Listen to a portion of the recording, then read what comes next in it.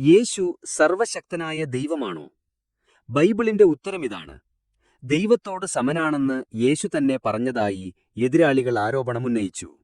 യോഹന്നാന്റെ സുവിശേഷം 5-ാം അധ്യായം 18-ാം വാക്യം, ദൈവത്തെ സ്വന്തം പിതാവ് എന്ന് വിളിച്ചുകൊണ്ട് തന്നെ ദൈവതുല്യനാക്കുന്നെന്നും ജൂതന്മാർക്ക് തോന്നിയെന്ന് പറയുന്നു. എന്നാൽ യേശു ഒരിക്കലും സർവശക്തനായ ദൈവത്തോട് തുല്യനാണെന്ന് അവകാശപ്പെട്ടിട്ടില്ല. യോഹന്നാന്റെ സുവിശേഷം 14:28 യേശു പറഞ്ഞത്, പിതാവ് എന്നേക്കാൾ വലിയവനാണ് എന്നാണ്. യേശുവിന്റെ ആദ്യകാല അനുഗാമികൾ സർവശക്തനായ ദൈവത്തോട് തുല്യനായിട്ടല്ല യേശുവിനെ കണ്ടിരുന്നത്.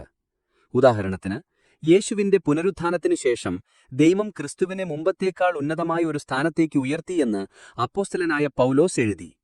യേശു സർവശക്തനായ ദൈവമാണെന്ന് പൗലോസ് വിശ്വസിച്ചിരുന്നെങ്കിൽ ദൈവം യേശുവിനെ ഉന്നതമായ ഒരു സ്ഥാനത്തേക്ക് ഉയർത്തിയെന്ന് പൗലോസിന് എങ്ങനെ എഴുതാൻ കഴിയുമായിരുന്നു? ഫിലിപ്പിയർ 2:9.